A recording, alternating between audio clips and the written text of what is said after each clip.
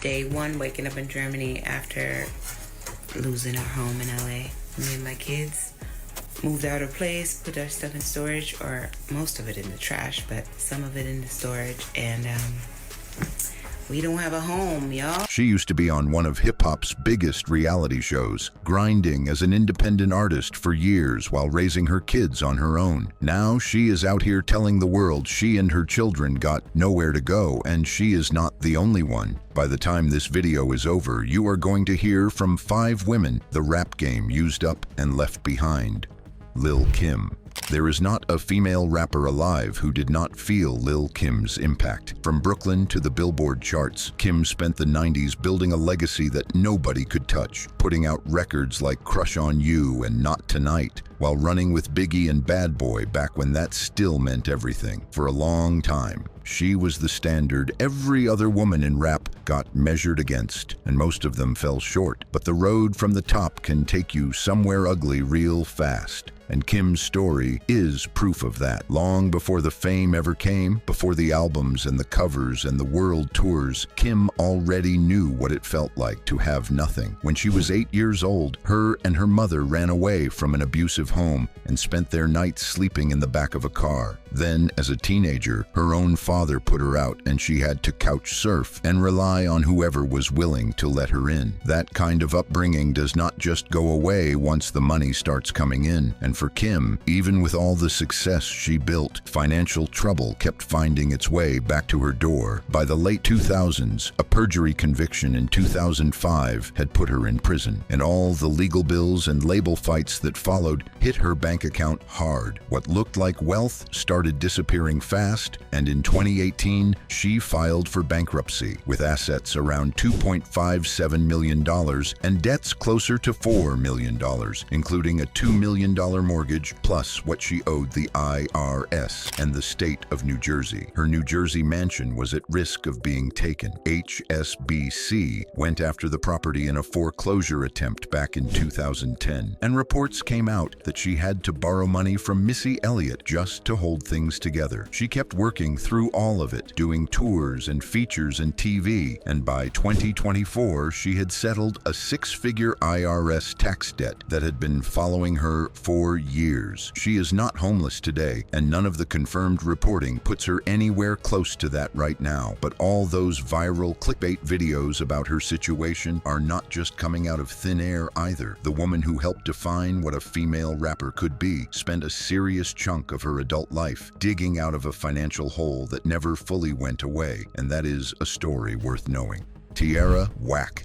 When Tierra Whack dropped Whack World in 2018, the whole music world stopped what it was doing and paid attention. It was an 18-minute visual album, completely different from anything anyone was making at the time, and she did it with this Philly energy that felt totally her own. The critics loved her. She picked up Grammy nominations, and her fan base started growing. From the outside, it looked like she was on her way to something special. What nobody could see was how heavy things actually were for her underneath all of that. Back in 2019, Whack opened up in an interview about how she had been homeless for 3 months. After moving back to Philadelphia, she was staying out of storage units and relying on people who cared enough to help, with no real place to call home, while the industry was still figuring out who she was. That chapter of her life happened right there, alongside the early buzz, even though most people on the outside had no idea, and the pain she was carrying went way beyond just not having a place to sleep. In a conversation with music critic Anthony Fantano ahead of her second album, Worldwide Whack, she talked honestly about how the pressure of being a public figure had taken her somewhere really dark over those years between projects. I became very stressed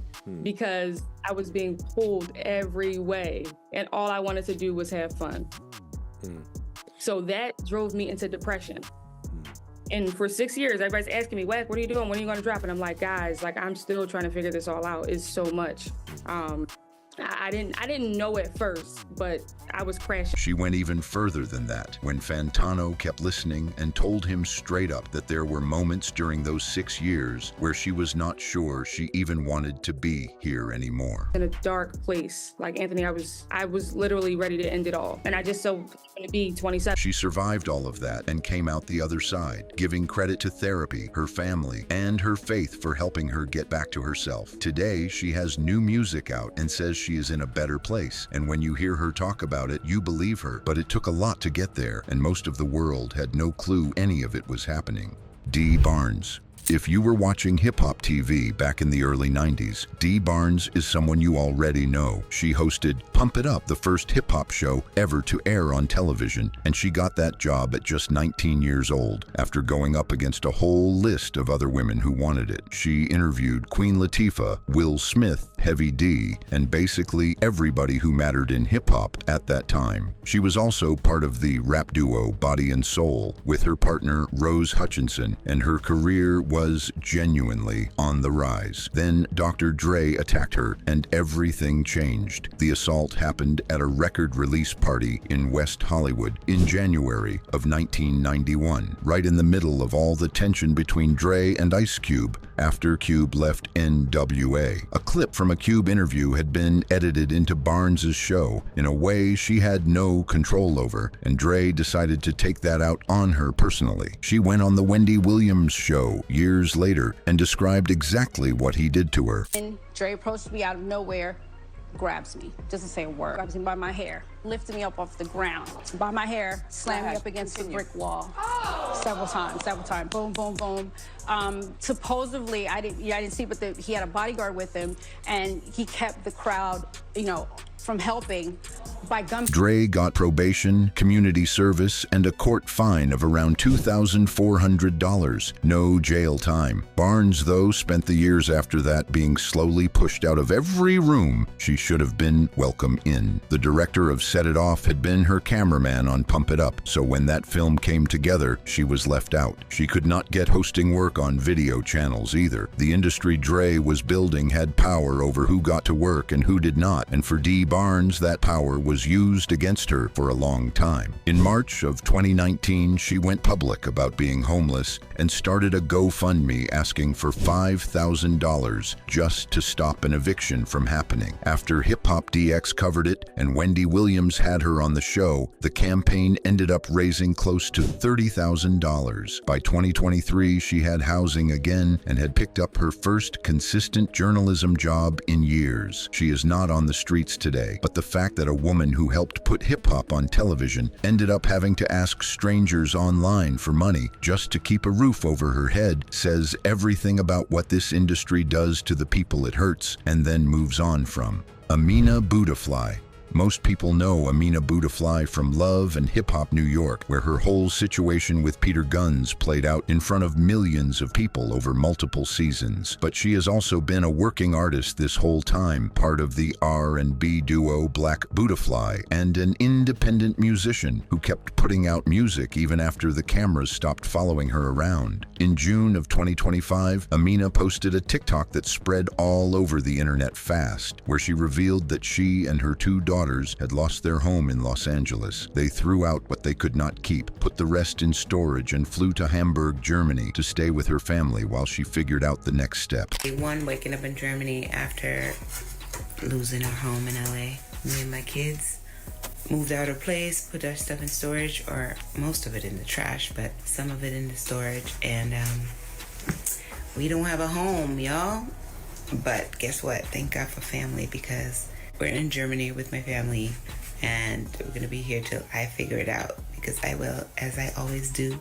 But the last couple of years have been so rough, working my butt off, not making enough money, end up losing my my place. When she sat down for an interview later, she was clear that she was not sleeping on the street. She had people around her and a place to stay, but she did not have a home. She did not have an apartment, and she was not going to pretend otherwise just because the truth was uncomfortable. Peter Gunz came out publicly and said he had been sending her money every month and had even offered her a place in Dallas, and that her post made him look like he had not been doing anything to help. Amina said he had a point and that she probably should have mentioned him in her first video because he really had been stepping up over the year and a half before all of this. At the same time, she was straight about the fact that even with his help, the money still was not enough to hold the apartment in LA. When the interview wrapped up, she was thinking about going back to Los Angeles, though no confirmed update on where things stand for her has come out as of mid-2026. Someone who had millions of people watching her life play out on TV ended up in a situation like this, and that alone tells you that a platform and a paycheck are two very different things.